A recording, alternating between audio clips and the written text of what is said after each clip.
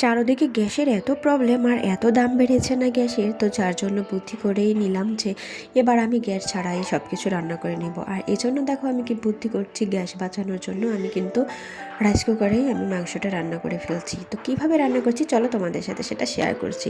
আমি প্রথমেই মাংসটাকে সব মশলা দিয়ে একদম মাখিয়ে নেব সুন্দর করে। তো এভাবে সব কিছু তোমরা মুরগিতে যে ন্যাচারাল মশলাগুলো দাও তা তো আর আমার বলে দিতে হবে না, তোমরা তো জানোই। তো সেগুলো সব কিছু একদম মিক্সড করে নিবা, একটু হালকা তেলও দিয়ে নিবা, তাহলে আরও ভালো হয়। আর মাখিয়ে রান্না করলে কিন্তু মাংসটারও বেশি টেস্ট হয়, তাই না বলো? তো মাখিয়ে রাখার পরে তারপরে দেখো আমি রাইস কুকারে যে প্যান থাকে সেই প্যানটাতে করে সোমবার দিয়ে নিচ্ছি। তো মাংসে তোমরা যে যা সোমবার দাও সেগুলো এখানে দিয়ে দিবে। আমি তো জিরা, দারচিনি, এলাচ, তেজপাতা সব কিছুই দিই।